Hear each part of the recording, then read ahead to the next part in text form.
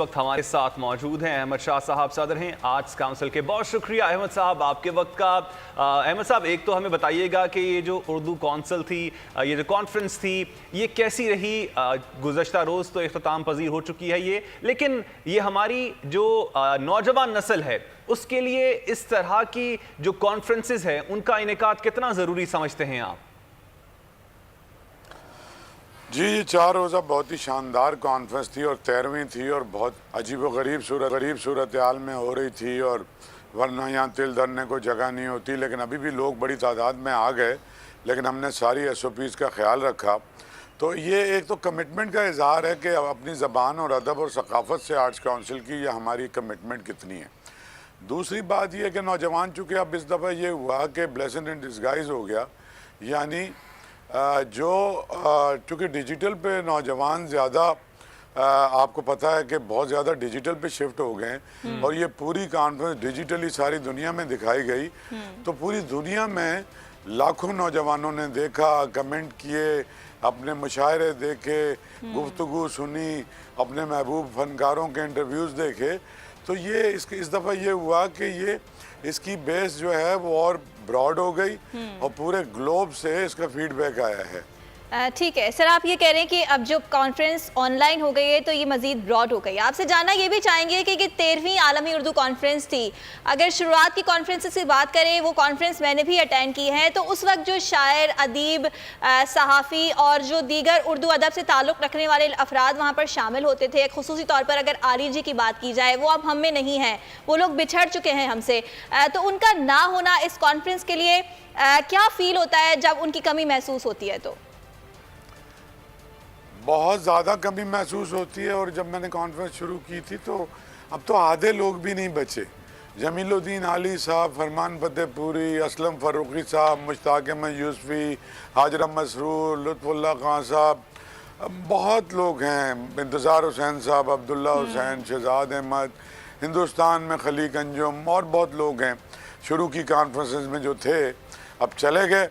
बहुत ही कमी महसूस होती है, लेकिन इस सिलसिले को आगे बढ़ाना है। उसके बाद आने वाली नस्ल है, बहुत पढ़े लिखे लोग हैं, बहुत से हासिल गुफ्तगू हो रही है, और इसी सकाफती विरसे को अगली नस्ल तक भी ट्रांसफ़र करना है। अच्छा अहमद साहब, आपसे ये भी पूछना चाहूँगा कि यूजुअली हमने देखा है कि जो बहुत से जो हमारे फ़नकार हैं, वो अदीब हैं, शायर हैं, वो अपने फ़न का मुज़ाहरा करते हैं। ज़िया मोइनुद्दीन साहब की बात करना चाहूँगा, यूजुअली वो अट्रैक्शन होते हैं। इस बार ऑनलाइन भी था, एक बहुत बड़ी तादाद ने आपको ऑनलाइन जो कॉन्फ्रेंस थी उसको देखा। तो इस बार अट्रैक्शन कौन सी थी, कौन थे इंट्रैक्शन, और कितना पसंद किया गया उनको? देखें जी, बहुत पसंद किया गया। ज़िया मोइनुद्दीन साहब दुनिया में एक ही हैं, अपने फ़न में यकता हैं, और वो कोई रोज़ रोज़ देखने को या सुनने को आपको नहीं मिलते।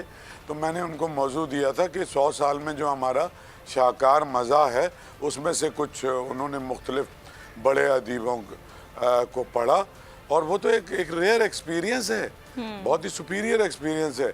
ज़िया मोइनुद्दीन साहब को सुनना, अनवर मकसूद साहब को सुनना, फिर सुहेल अहमद अजीज़ी, उन्होंने कल आके एक बहुत ही कमाल, यानी वो 1 घंटे का जो सेशन था यासिर हुसैन के साथ, उसके अलावा हुमायूं सईद और नदीम बेग के साथ सेशन था, हमारे फिल्म का मुस्तकबिल क्या है, क्या हो रहा है, ड्रामे में क्या हो रहा है। और हमारे पास फ़नून का सेशन था, हमारे पास ज़बान के सेशन थे, नज़्म के, गज़ल के, तनकीद के, तहकीक के, नावल पर, अफसाने पर। तो बात दिलचस्पी तो ये है ना कि जिस आदमी को जिस चीज़ से दिलचस्पी है, बाज़ लोगों को ये खालिस जो हमारे इल्मी और अदबी सेशन होते हैं उसमें ज़्यादा दिलचस्पी होती है, क्योंकि उसमें सीखने को ज़्यादा मिलता है। उसमें MPhil के और MA के स्टूडेंट्स उससे कसबे फैज़ हासिल करते हैं। ये तो PhD के मकालों में शामिल होते हैं ये मज़ामीन, कि दुनिया के आलिम लोग जो है अपने अपने मौज़ूआत पर मकाले लिखते हैं। तो वो तो सबसे अहम तरीन पार्ट है इस कॉन्फ्रेंस का। ठीक है, शाह साहब ये भी बताएगा कि पहले सिर्फ उर्दू को सेलिब्रेट किया जाता था, लेकिन इस बार हमने ये देखा कि इलाकाई ज़बानों को भी शामिल किया गया है। इसका मकसद क्या है? जी देखिए, बात ये मुझे लग रहा है पाकिस्तान में तफरीक बढ़ रही है, नफ़रतें बढ़ रही हैं, पाकिस्तान की जो फेडरेशन है उसको कमज़ोर करने की कोशिशें की जा रही हैं। तो एक आम शहरी के तौर पे इस मुल्क के जो पाकिस्तान के सबसे बड़े सकाफती अदारे को लीड करता है, मेरी जिम्मेदारी बनती है कि मैं इस शहर को सकाफती तौर पे जमा करने की कोशिश करूं इस मुल्क को। और मुझे लग रहा था कि उर्दू के दरमियान और दूसरी हमारी जो ज़बानें हैं बड़ी, सिंधी, बलोची, पंजाबी, पश्तो, सराइकी, मैंने एक छत के नीचे उनको जमा किया है।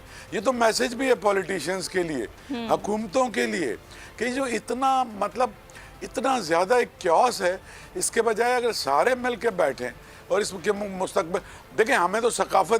हमें तो लोगों ने इस यहाँ की सकाफती लीडरशिप दी है, तो as a citizen of this country ये मेरी जिम्मेदारी है कि कायद-ए-आज़म मोहम्मद अली जिन्ना ने जो पाकिस्तान बनाया है, और मैं आपको ये बता दूं कि सकाफत से ज़्यादा मौसर कोई हथियार नहीं है। आज हमने सकाफती तौर पे पाकिस्तान के सारे सूबों के लोगों को जमा किया उर्दू के साथ, तो सियासी तौर पे भी उनको भी एक हम यहाँ से मैसेज दे रहे हैं ये कि आपस के इख्तलाफात रखें, बालाए ताक ना रखें, लेकिन पाकिस्तान को मजबूत करने के लिए किसी एक मरकज़ पे कुछ चंद पॉइंट एजेंडे पे हमें इकट्ठे होना पड़ेगा। ये मैसेज अदीबों की तरफ से, थिंकर्स की तरफ से गया है, जो किसी भी समाज को लीड करने का हक रखते हैं।